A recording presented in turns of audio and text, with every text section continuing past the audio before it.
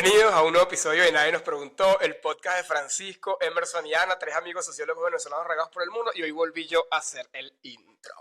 Hoy vamos a hablar sobre un tema que puso sobre el tapete María Corina Machado, candidata presidencial de los sectores democráticos en Venezuela, sobre la claudicación de las élites en la lucha por un cambio político venezolano. Y en la historia siempre se ha sabido que las élites juegan un papel fundamental en cualquier revolución o en cualquier movimiento social, bien sea en términos proactivos o de resistencia. En el caso venezolano, pareciera que un poco las élites se han estado un poco lavando las manos. Algunas, como la económica, se han estado trabajando ya desde hace bastantes años directamente y en alianza con el chavismo, pero un poco las élites intelectuales. Y para muestra está el tema de las universidades venezolanas. No es que son chavistas, por llamarlo de alguna manera, pero tú no los ves vestidos de rojo ni tal, pero tampoco han abandonado un poco el rol crítico que históricamente ha tenido las cúpulas o las autoridades y máximas referencias de las universidades venezolanas, por poner un ejemplo. Entonces, un poco sobre eso va a girar un poco el torno el episodio de hoy y sobre todo, por supuesto, un año tan importante como un año electoral en Venezuela, estos debates son más que importantes. ¿Qué tal, muchachos? Hola. Alice.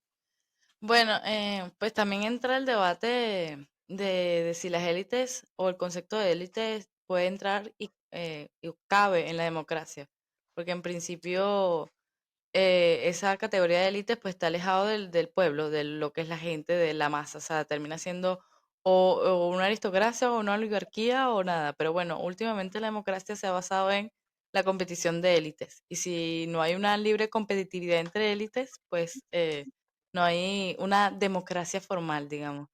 Pero nosotros ya hemos visto cómo, o sea, las élites normalmente o históricamente han sido la política, la militar y la económica, ¿no? Y ahora se le suma el tema de la cultural, ¿no? Claro. Que en principio es el tema también comunicacional.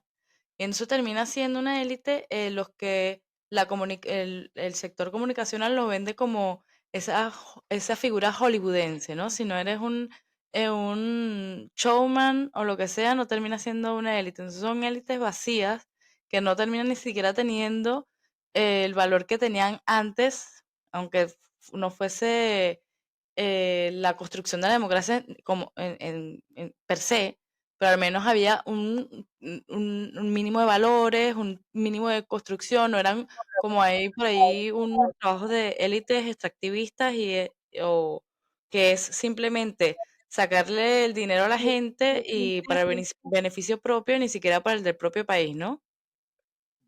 Karina acaba Em, de salir de una clase del doctorado, una huevona, se vino pero con todo, pues.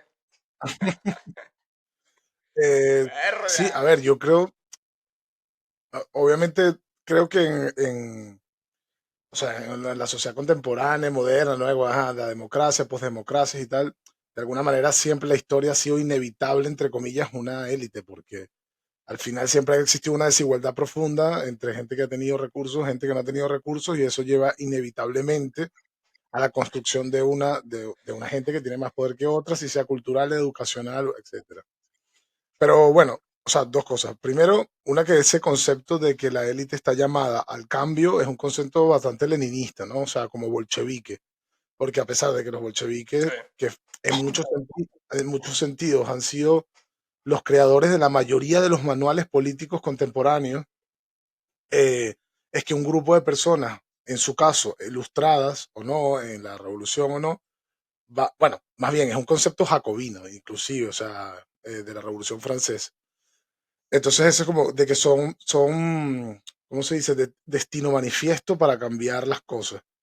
Y luego en América Latina, por ejemplo, yo me acuerdo en la teoría de la dependencia, cuando leíamos a Cardoso y Faleto y toda esta gente, una de las cosas que ellos decían era que a diferencia de la élite burguesa europea, por ejemplo, que había sido comprometida, digamos, con los valores, o sea, con los valores burgueses y nacionalistas de su propio Estado, bueno, de su Estado creado inclusive por ellos, incipiente, republicano o no, pero moderno.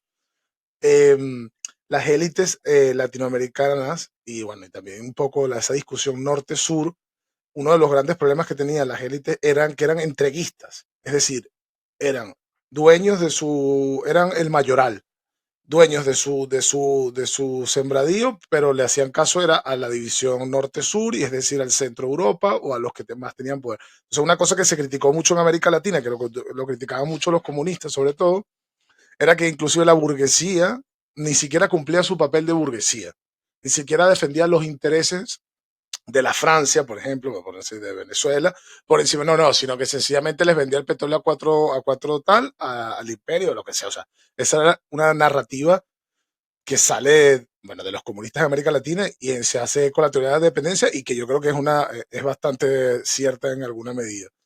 Y con respecto a lo último que dijo Karina, que lo estaba pensando ahora, con respecto a los criterios éticos, sí es verdad que a mí me da la sensación, obviamente hay que investigar y tal, no sé, pero sí es verdad que a mí me da la sensación que por lo menos en el siglo XX había gente que, independientemente de la posición de poder que tuviese o fuese élite o no, tenía un compromiso ético con alguna idea. O sea, por ejemplo, últimamente estoy leyendo mucho de la historia de la Guerra Civil Española, y había gente que era de familias de derechas o conservadores y tal, bueno, pero se comprometieron ético con una lucha republicana. O un grupo de profesores se comprometieron. Sí es verdad que da la sensación hoy en día, como en esta posmodernidad global, facebookiana, tal, da la sensación que no, la élite lo que quiere es billete y le da igual. No hay parece que no hubiese como ni un compromiso real, es la sensación, es un tema de debate, podría decir que no, hay ejemplos o no, pero da esa, Menos da esa, da Mendoza, esa arriba sensación la de polar, desamparo. ¿Qué? No escuché, que no arriba se la escuchó, polar, Karina. menos Mendoza. Mendoza es intocable, a Mendoza no me lo toquen.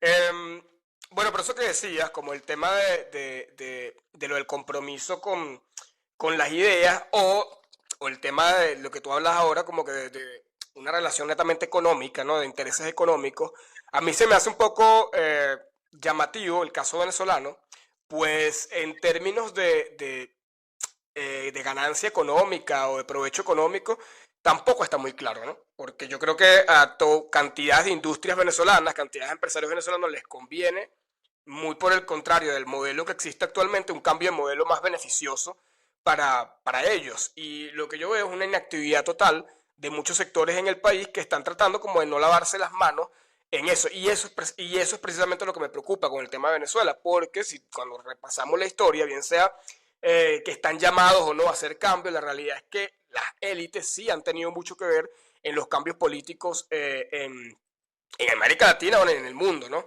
Y de todo tipo. Bueno, cuando Ana decía hace rato lo del tema de la élite cultural, en el episodio pasado que hablamos un poco de las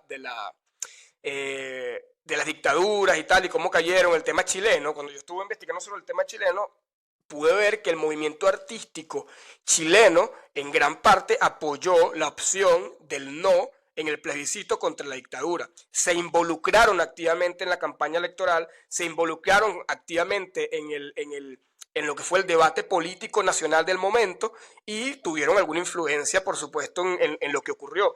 Pero a mí lo que me preocupa del caso de Venezuela hoy día es que a la gente está totalmente negada de las élites, digamos, intelectuales, las élites culturales, el medio farandulero inclusive, a ser parte del debate político, porque siento que hay como una relación como que ladilla.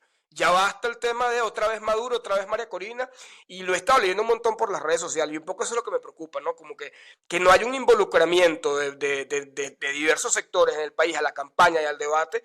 Creo que solamente beneficia la estadía del poder de Maduro, porque no hay presión de ningún tipo. No se genera más presión, y sin presión no hay cabida para ninguna negociación que pueda, digamos, darnos herramientas para poder negociar con estos tipos. Entonces, eso es lo que a mí me preocupa un momento, que hay como una ausencia bueno, incluso más allá de ausencia, también en otros casos he visto que hay obediencia total. Y de hecho lo hablaba hace poco con un gran amigo de nosotros que se llama, bueno, Moisés, que se graduó con nosotros y que siempre nos escucha, y le mandamos un saludo. Y justamente lo hablábamos, como que en Venezuela ahorita el tema de la obediencia ha trascendido a todos los espacios. Desde el universitario hasta pequeñas ONG, por supuesto, sectores de artistas como cantantes que ahora les da miedo tal porque sale Diosdado en su programa, dice cualquier cosa y no lo dejan montar la tarima. Entonces, estamos bien jodidos. Si no hay como que un involucramiento que pueda un poco motivar más la participación y la organización de la gente para este futuro evento electoral. o sea, pero una pregunta con respecto a eso, porque yo escuché algo similar el otro día de un amigo que estuvo en Venezuela, que me dijo que se respira un poco esa actitud de qué fastidio ya lo político, tal. Lo que tenemos que hacer es dinero, tal. Claro, yo eso lo puedo entender, pero yo por lo menos tengo unos años que no vivo allí. Pero eso no es o sea, eso no es el triunfo de un modelo como por ejemplo el chino. O sea, ¿no te acuerdas que muchos decían que una de las cosas que China había triunfado era que decía, en lo político no te puedes meter. Tú puedes hacer lo que tú quieras, menos meterte en lo político. Entonces, ¿sabes? Es una consecuencia de un proceso de represión, bla, bla, bla, que la gente sencillamente sabe que le dejaron que el único espacio que tiene es este espacio y sabes que no te puedes mover de ahí. Lo que pasa es que hoy y anteriormente, así una metáfora bolivarianista, parece que estuviésemos arando en el mar, marico. O sea, cuando nosotros hablamos de democracia, de libertad, de separación de poderes, no sé qué, a la gente no le importaba, en general. O sea, y sobre todo cuando el chavismo había plata porque el petróleo estaba en alza y se estaba redistribuyendo la renta petrolera, la gente decía, o sea, de hecho, en Latinoamérica y mucho, y Venezuela en particular, decían hasta que preferían dictaduras, cuando habían sondeos de, ya no me acuerdo, el barómetro o algo así. Y yo creo que hay un desencantamiento con la política criminal y ese vacío que dejó la política, bueno, obviamente Chávez ascendió el poder por ese discurso antipolítico de la generación anterior a la nuestra, y ese vacío lo tomó la élite capitalista, o sea, ¿quién le dio el golpe a Chávez en su momento? Fue Cámara. ¿Quién estaba trayendo el discurso, digamos, de opositor, de cambio en el país? Fue Cámara. ¿Quién después también se sumó a esto, el tema cultural, digamos, la élite comunicacional? O sea, cuando nosotros creemos que esa libre competencia de élites, pero cuando no está regulada por una élite que está interesada realmente por el bienestar del país, porque el capitalismo ahora, digamos que no necesita necesariamente de que una nación esté bien o no, porque últimamente los capitales, bueno, lo que ya decías de Cardoso y Faleto, pero ahora aún más el capital depende menos bueno, nosotros porque somos el petróleo y tal, pero cada vez menos dependen de un Estado-nación para hacer plata las élites capitalistas, digamos. Y comunicacionalmente es lo que más venda, no importa lo que sea. O sea, si tengo que poner un bicho que baila y es un monigote, pues lo pongo. O sea, es muy pesimista, pero a veces, o sea, yo veo en las redes, estoy viendo, digo, pero es que, o sea, seguimos como antes, no, estas categorías de libertad, democracia, parece que nadie sabe cómo se comen, no hay una élite dedicada, como por de repente, yo no compagino con Uslar Pietres, pero bueno, que tengas en un programa en donde hables de qué es Venezuela, cuáles son las éticas y valores de, bueno, en los que tú crees, capaz no lo convertimos todo, pero o sea, ese algo de decirnos, mira, esto es esta nación, esta es mi explicación de esta nación, tú qué otra explicación tienes de esta nación. No de, Ya, mira, cuánto iba eso y cómo nos repartimos la torta. Y no importa quién se joda en el camino. Pero mi pregunta es, y no sé si ustedes aquí quieren agregar algo más, que es lo que me sigue un poco inquietando, es que ¿cuál es el incentivo para estas élites económicas o estas élites culturales en Venezuela de mantener el status quo, de no ser como un factor que pueda promover el cambio político en el país si todos estos sectores a la hora del té están en la quiebra? Si tú los comparas con, digamos, escenarios pasados donde sus negocios podían irle o les podía ir mucho mejor, o las élites intelectuales, como por ejemplo las universidades venezolanas, donde vemos unas autoridades completamente complacientes con el chavismo en el poder, pero tienes a la universidad intervenida, tienes a sueldos de hambre de los profesores, etcétera. Entonces, ¿cuál es el beneficio? La subsistencia es pura. Es lo único que se me puede ocurrir, la subsistencia pura y lo que decía Francisco, que lo dejen al menos existir, porque no le encuentro, la verdad, otra explicación es que yo creo para que que, exista esta apatía que tanto me preocupa. es que yo creo que acabas de dar en el clavo. O sea, yo creo que es una sociedad tan golpeada a todos los niveles que, por ejemplo, tú me hablas de élite intelectual.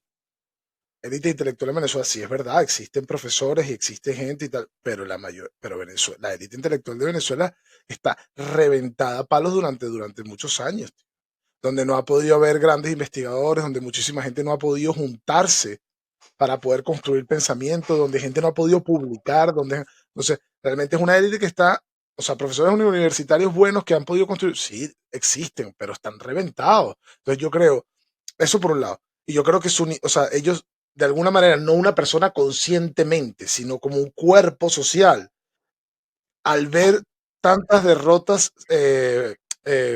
o sea, tantas derrotas a los años con el chavismo y que el chavismo no termina de caer, prefieren a adoptar modo subsistencia, porque otra pregunta que yo te quería hacer después para que me contestes es, ¿será que tampoco María Corina genera una confianza para que la gente se juegue el pellejo? Es una pregunta que está ahí. Entonces, y cuando tú me hablas de élite económica, mira, yo élite económica en Venezuela, creo que habrán 3 o 4 oligopolios grandes, pero grandes familias con grandes, las 4 que hay, que siempre han estado y que nunca han dejado de funcionar y de ganar dinero. Y que son casi que una simbiosis que tienen con el país. Ay, madre mía, te imaginas. No, bueno, es que, pero bueno, pero se lo tenemos que dejar a las élites también, es la pregunta, ¿no? Porque si en verdad estamos hablando de democracia y de todo esto, yo creo que pueden haber otro tipo de organizaciones más participativas, porque creo que no está respondiendo como, o sea, hay un vacío político increíble, yo creo que, bueno, lo llenó María Corina capaz, eh, pero, o sea, yo siento una desorganización terrible. Yo creo que no sé si va a empezar desde arriba o tiene que empezar desde abajo. El tema también yo estaba leyendo un autor que el tema de largo plazo ya no existe y de medio está por dejar de existir. Entonces, esas tipo de cosas que se hacían en algún momento de, bueno, vamos a infiltrar las Fuerzas Armadas Nacionales, vamos a infiltrar las universidades para ir, digamos, metiendo un Mm. discurso democrático o revolucionario o lo que sea. ¿Eso que es 20 años? Eso es 30 años. Eso es compromiso con una causa, con un contenido, con un discurso. Eso así a largo plazo yo no veo que nadie esté comprometido a hacerlo ni para organizar. Si ya de hecho veíamos vacío muchos contenidos en los partidos, imagínate ese trabajo de hormiguita de hacer ese estilo de cosas. Bueno, capaz en los estados, o sea, yo estaba viendo la entrevista de Goico y yo creo que el tema que hacen de verdad los militantes de los partidos en los estados es increíble, yo también lo creo, y que con las uñas sacan todo el cuerpo que pueden sacar, pero yo creo que en Caracas no se valora eso ni se aprovecha además. Y creo que, no sé, hay una ausencia de liderazgo increíble, de para dónde vamos, pero no porque no haya gente interesante en Venezuela, es que es lo que decía Fran y lo que decías tú, es que hemos llevado tanto palo que yo creo que estamos completamente abatidos. Mira, ahora que decías bueno, primero lo del largo plazo. Marico, si hubiésemos empezado hace 25 años, capaz ahorita tuviera algún resultado. Pero ya tenemos Lo 25 que, años con el chavismo. Coño de la lo que madre. siempre decíamos, Pero bueno, eso eran siempre lo decíamos. memes. Nosotros no podíamos hacer nada. Lo otro, 3 cosas así. Lo de la entrevista de Goico. Marico, yo no he tenido el valor de verla. Te lo juro que le he visto algunos cortos y me dan ganas de llorar. O sea, como que siento que voy a caer en un hueco así, como que la quiero ver igual que la película esta, Simón, Simón. ¿sabes? Como que Marico les está huyendo, pero ya eventualmente tengo que reunir el valor y verlas. Pero nada más vi un corto de uno de los extractos de la vaina de Goico, Marico, y me puse que está hablando de sus hijos. Y yo como que, malditos hijos de puta, chavistas de mierda, como han jodido, porque es la historia de Goico, pero al final han quebrado a todo el mundo. Y obviamente yo creo que eso es lo que evita un poco y es un muro de contención capaz para que la gente se involucre, ¿no? Capaz hasta incluso una manera de autoprotección, como para, no sé, o evitar otra desilusión o evitar otra cosa. Pero Ana, lo que tú decías como pregunta, lo del tema de que si tendríamos que depender de las élites y no sé qué. Yo quisiera como que un poco hablar de lo que ha sido, bueno, medio lo dijiste ahorita, del rol ahorita en términos de activismo político y de reacción a la dictadura de un poco lo que los sectores que tradicionalmente le protestaron al chavismo, que eran los sectores más de clase media y los sectores, digamos, más populares. Yo veo que ahora las protestas orientadas y la mayor resistencia que se encuentra el chavismo es en los sectores populares. Incluso lo puedes ver con datos reales del Consejo Nacional Electoral de última elección de gobernadores, y donde la mejor le fue a la oposición fueron los llanos venezolanos. Y por supuesto en sectores de andinos y tal. Pero allí fue donde el chavismo menos votos sacó. Incluso donde los lugares como Cojedes, donde la oposición se organizó y no fue dividida y tal, ganaron incluso la gobernación, a pesar de que ahora el gobernador esté en la misma dinámica de subsistencia al lado de Maduro para arriba y para abajo. Pero ese voto es un voto no chavista. Y lo encontramos justamente en sectores donde históricamente en estos 25 años de chavismo eran sectores más bien que eran pro chavismo. Y ahora zonas como las zonas de clase media, que bueno, tú ves que María Corina en Caracas casi que ni hace campaña. A María Corina le van mucho mejor las campañas en los pueblos y pequeñas localidades en el interior del país que incluso en la propia capital. Entonces ahora estamos viendo como una reinversión de los roles, donde las zonas populares, probablemente más hartas y con menos acceso a los beneficios que te pueda dar la burbuja, están teniendo un rol de mayor resistencia y organización para enfrentar a la dictadura en diversos espacios y organizarse para una eventual elección presidencial, que incluso las zonas de clase media, que no habría que culparlas del todo, porque es lo que ustedes dicen, han sido tan golpeadas y fueron las que llevaron las banderas de lucha por todos estos años, que me imagino que puede ser un tema traumático de volver a eso, pero de alguna manera u otra, Yo- creo que el discurso de María Corina y del resto de la oposición tiene que ser reencantar un poco a la clase media, porque eso también lo vimos, bueno, la teoría marxista lo dice, el rol tan fundamental de la clase media para cualquier cambio político en los países, porque son, digamos, los que pueden un poco liderar. Y o rompemos con esa cuestión que históricamente se ha implantado y se termina de empoderar a las clases populares, que yo creo que es lo que está ocurriendo en Venezuela, o bueno, tendremos que generar una estrategia que trate de reencantar un poco a esta gente, ¿no? em, Ay, no, o sea, y sin olvidarte de cuántos millones de personas se fueron de Venezuela, de jóvenes profesionales y gente, digamos, de clases medias y tal, se fueron de Venezuela. Eso es, o sea, las consecuencias de esa migración se van a vivir, o sea, ahora y se van a vivir en el futuro, porque ese exilio forzoso de millones de personas que no tenían oportunidades y que a lo mejor vieron que podían tener mejores oportunidades afuera, eso tiene un precio y, no, y se notará eventualmente. Si no se nota ya, obviamente. Eh, Se me fue lo que iba a decir ahorita. Pero yo ya. No, que hablamos de las élites, digamos, que no se han alineado o no se han alineado completamente con el chavismo, pero también están las élites chavistas, que al final es una. Eso Es es lo que, un oligopolio de élite. No sé qué mierda es, un monopolio de La élite. verdadera élite, diría yo, en Que, Venezuela, la más fuerte ahorita. pero que, o sea, primero bueno, esto ya lo hemos hablado, entran con un discurso antiélite, pero esta élite es peor porque de repente nuestras élites la cagaron, aunque yo soy anarquista y no creo en las élites también. Nuestras élites la cagaron porque dejaron de representar los intereses de la población. Pero esta élite, la de la izquierda y generalmente el socialismo y lo que pasó en la Unión Soviética y todo esto, es que ellos no es que tienen una pérdida de legitimidad por representación, es que los malditos creen que ellos son la representación del pueblo. O sea, ellos encarnan los deseos del pueblo y esa vaina es más fascista y mardita. Es la peor élite del mundo mundial. O sea, eso, sí. si yo tengo cierto pudor para decir, bueno, la competencia de las élites, la democracia. Imagínate con una élite que además cree encarnar el deseo del pueblo y lo ejerce como tal y oprimiendo a la gente en general, porque imagínate tú qué es imaginar que tú representas a todo un pueblo sin preguntarle, porque además el chavismo le ha dejado de preguntar a la gente si representa o no lo que la gente quiere, porque bueno, ha hecho trampa todas las veces que ha podido y no quiere que haya elecciones libres en el país, Que ya me básicamente. acordé lo que se me había olvidado, no, tienes toda razón. Es como muchísimo más maquiavélico. Em, Ya Francisco va a que decir, bueno, sí, lo que dijo Karina yo lo estaba pensando hace rato, como siempre es No, así. no, no. No, ya me acordé lo Para que iba a decir. complementar lo que dijo Ana Karina, Marico, ustedes, mansplaining. obvio.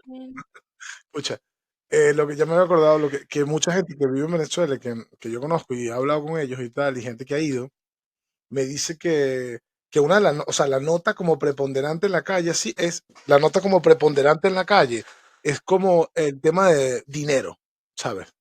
Venezuela rapera, ¿sabes? Todo es dinero, vamos a hacer dinero, aquí lo que importa es el dinero, olvídate de no sé qué vaina, cuánto va para eso, billete, pa. Entonces como que esa es lo que se respira, no lo sé, pero es lo que me cuentan, lo que se respira, que no sé, o sea, si yo creo que hasta inclusive plantearles temas electorales y tal, a mucha gente le parece ridículo. No, no, ¿no? ¿Cuánto vamos a hacer billetes, importaciones, movidas, tal? Y es como que el auge, que otra vez pongo el símil con China.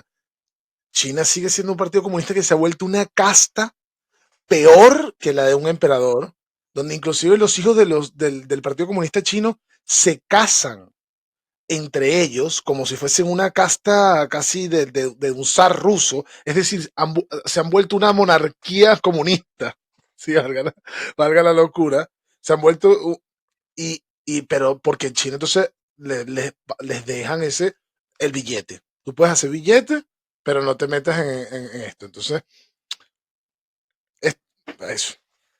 Mira, Ana, bueno, lo que decía, ¿no? Lo que decíamos hace rato con el tema del rol histórico que ha jugado las élites con respecto a los cambios políticos. Y tú lo decías ahora de que nos habíamos olvidado de meter en el análisis el tema de las élites chavistas. Y yo creo que incluso si en Ah, estos estudios de casos comparados con cuestiones que han ocurrido, se pudiera dar algo hoy día en Venezuela, de hecho, yo creo que los que pudieran tener un mayor impacto en generar un cambio político, no sé si para bien, para mal, para ultra peor o lo que sea, sí. justamente las élites chavistas. Y los enfrentamientos internos entre los diversos factores de la corporación criminal que vean afectados sus intereses y pues decidan dar un paso al frente y tratar de cambiar el rumbo del país. Para bien, para mal, dudo mucho que sea para darnos pasos en la democracia, porque no creo que ya ellos están acostumbrados a manejar el país como lo manejan, estén dispuestos a dar concesiones a civiles, a demócratas, pero yo creo que eso, ¿no? Como que capaz entonces por ahí se viene también algo, o se puede venir algo, y yo creo que justamente no ha ocurrido porque ellos saben que ellos funcionan bien es cohesionados y unidos. Yo creo que, por supuesto, el momento de que falte una cohesión en el chavismo, falle esa maquinaria de cohesión, pues allí pudiéramos tal vez nosotros tener un pequeño huequito en el cual nos podamos meter, ¿no? Y yo creo que tal, pero sí habría que analizar un poco eso desde ese punto de vista. Y con lo que decía Fran, totalmente. Yo, mira, yo ahorita tuviste que yo me la paso en TikTok comentándole videos a la gente tonta. Y bueno, la misma onda. Una chama en Maracaibo, una bicha así que se ve que está perfecta, que no está pasando precisamente ni hambre ni nada. Está en su camionetota y tal, bur con un tono burlón, ¿no? Como que burlándose. Ay, los que dicen y tal. Que no, mentira. Este mensaje va para los que mandan remesas a Venezuela y tal. Pues a ustedes yo les digo que ustedes lo que lo están es estafando, dice ella. Porque aquí lo que hay es de todo. Aquí trabaja el que quiere, que ahí es plata, aquí hay real, no sé qué y tal. Y grababa como una tienda de televisores que tenía una fila larguísima, ¿no? Entonces tú veías los comentarios y sí, todo el mundo como, porque yo respondí como que, marico, ¿qué estás hablando? O sea, no generalice, porque evidentemente puse el caso de los profesores universitarios, que el mayor escalafón son fucking $17 al mes. Y tú veías las respuestas de la gente, o sea, gente que yo creo que ni siquiera era chavista, gente. Y era un poco lo que decía Francisco, claro que no, aquí nadie gana menos de $100 y tal, aquí. Entonces, marico, como que además de, o sea, hay como un exceso de adaptación a la realidad actual, una negación a la crisis, porque lo hay, y ahí probablemente los psicólogos sociales puedan hacer estudios, ¿no? Con el tema del trauma y tal, y como que la negación, pero esta realidad me asusta un montón, porque eso estamos en una sociedad, al menos en un sector social, negada a ver la crisis y negada a ver posibilidades de cambio o de mejoras, sino que hay una cierta conformidad con las migajas a las cuales pueden tener acceso que se caen así de la corrupción del chavismo. Y eso es, Dios mío, o sea, Padre nuestro que estás en el cielo, porque entonces las esperanzas de cambio político en el país se reducen aún más. Por eso es que te digo que el mensaje de los políticos, y en este caso de María Corina Machado y sus cercanos que están liderando esta etapa de la lucha por la democracia en Venezuela, tiene que ir muy orientado a esa gente. sea, porque eso al final es gente que hay que hacer un trabajo muy importante porque no puede ser pana que estén en esa onda. O sí puede ser porque es lo que está pasando, así que no sé. Sí, y la loca, infiltrar las minas, marico, empezar a decirle a los indígenas, actívense, mamá huevo, vamos, hay más dinero en otro lado, ¿te Y imaginas? Porque Karina es la que que, de la que va a verdad, empezar a incentivar y que vámonos para Ávila y tal. Marina no, porque repartiendo hay que meternos licor. En Bolívar, en esas minas, y chamo, pana. Es que estos bichos inauguraron la élite malandra. O sea, es que parece que lo único que hay que hacer es, no sé, tú también agarrar bueno, yo no voy a hablar, porque no quiero seguirme metiendo en pegas, te imaginas, continuamente. Pero bueno, buscar otros espacios. Si ya no es el sector militar, pues los otros sectores. O sea, si ya los sindicatos están podridos, no hay forma de organizarse sindicalmente, ¿verdad? Buscan estos sectores que también están siendo súper, o sea, los indígenas y toda la gente que están poniendo a morirse en estas minas en Bolívar. Ya. O sea, claro, entrar para esa lógica es heavy, No, pero porque yo lo decía, no sé si te acuerdas de la campaña de Capriles.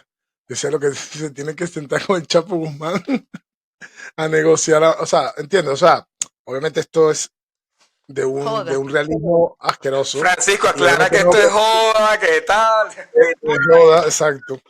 Pero esto Estamos te imaginas. tratando de escribir Es un libro mentira. de No, pero política en Macondo. exacto. Pero Emerson, tú decías una cosa muy inteligente y creo que está muy guay, que es fíjate que estamos como hablando de élite, élite, pero es que la élite de Venezuela son ellos. Entonces, evidentemente, Eso lo dije el yo. cambio, o sea, yo creo que eso es como que el quiebre de su propio tema, pero hay un tema que es económico y, bueno, ajá, es un tema económico que a mí se dice mucho en la calle, que es el tema de mucha gente que no puede sacar el dinero de Venezuela. O sea, hay mucha gente que tiene dinero en Venezuela que no puede sacarlo. Entonces no puedes llevarlo por Europa, no puedes llevarlo para Estados Unidos, no puedes llevarlo por un montón de sitios. Y hay unos intereses de, de ese status quo de que solamente se puede gastar ese dinero en Venezuela.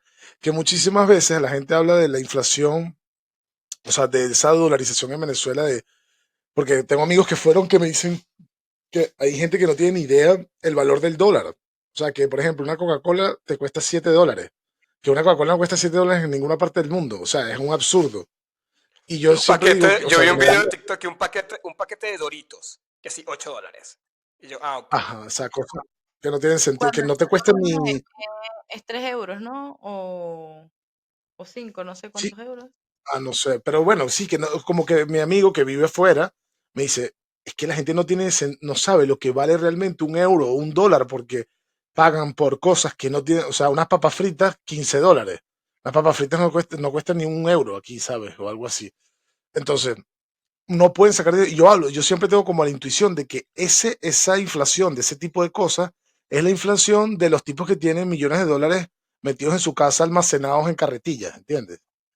De un dinero que no se puede Sí. usar en otras partes del mundo, de un dinero que, entonces la forma de, entonces esos intereses, como Moisés Naim escribió aquel libro que se llamaba Economía Subterránea, que es todo un montón bueno, de economía subterránea, para haberlo dicho, hasta qué punto juegan un papel importante en Venezuela y que eso no se analiza mucho y no se sabe tampoco porque es muy oscuro.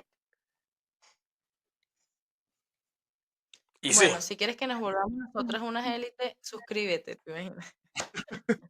Ay, yo no dije lo de suscribirse al principio, qué idiota. Bueno, ya fue. Bueno, nada, yo quiero cerrar ya como que con lanzando coñazo de que, a ver, de que a pesar de que yo entiendo que para gran parte de la sociedad puede ser traumático volverse a involucrar en la lucha política, etcétera, pero también es cierto que yo creo que de cierta manera u otra es injustificable que ciertos sectores, como el artístico, el cultural, el deportivo, incluso el universitario, y siempre hablo del universitario porque venimos de ahí y como que de verdad tienen una especial pegada en nosotros, estén ahora asumiendo un rol de lavarse las manos ante la situación actual. La verdad es que duele ver el rector de la UCB cuando cada vez que Maduro lo convoca que está ahí, sin lograr ningún tipo de cambio, ni siquiera de retribución para la autonomía de la universitaria, para el beneficio de los profesores, incluso cuesta y uno no le haya sentido ver a los dueños de medios de comunicación y tal como que en la misma onda, cuando tienes unos medios de comunicación que parecen unos cementerios porque no hay producciones, no hay nada, los mismos artistas están desempleados, y también ver cómo toda esta cantidad de artistas que existía antes ahora no se mete en tema político para no meterse en problemas, puede llenarte una obra de teatro y tal. Entonces es una dinámica, los mismos ciudadanos, o buena parte tal vez de los ciudadanos que ahora pueden tener otra vez acceso a ciertas divisas y a ciertas cosas que durante la crisis o etapa más dura de la crisis no podían tenerlo, pues ahora están como que ausentes en todo el debate político. Entonces yo creo que a ellos tiene que hacer el llamado, y creo que fue lo que hizo María Corina, y creo que sí son importantes para la lucha política que se viene, pero y aquí quiero rescatar y cerrar con lo que decía Ana, bueno, a lo mejor también es momento de que no tengamos que depender o romper con ese patrón de dependencia de este tipo de élite, sino justamente apelar a los sectores populares que son los que han estado dando la cara en términos de organización y resistencia a la dictadura estos últimos años, y quizás por allí está la salida, y bueno, otras. Entonces capaz no está tanto, bueno, reclamar si se les puede hacer, pero ver o desesperanzarse porque las élites han renunciado o han claudicado o se han rendido ante el chavismo, sino incentivar la lucha en sectores populares, en sindicatos, en los obreros y en otros sectores que creo que pudieran estar más dispuestos a dar esa lucha, porque son los que justamente están pasando la peor parte de esta crisis que sigue existiendo a pesar de que mucha gente diga que no, y que se nieguen a ver que aún hay gente muriendo de hambre, que hay gente sin acceso a las medicinas, que los hospitales están quebrados, que los servicios públicos no existen y que la infraestructura en general del país es de un país posguerra, ¿no? Entonces yo creo que por ahí va la cosa. Así que me gustó esa reflexión que dijo Ana. Y bueno, ya sabes que si te gusta lo que, no sé si Ana quiere decir algo, pero yo cierro por aquí. Si te gusta lo que hacemos, suscríbete, danos like, esa es la mejor manera que tienes para apoyarnos. Y nos vemos en un próximo episodio. Ana, no sé si querías cerrar con algo. Si necesitas un aliado, aquí tienes 3, ¿te imaginas? Bueno, ese fue el magnífico cierre. ¡Chao! Nos vemos la próxima semana.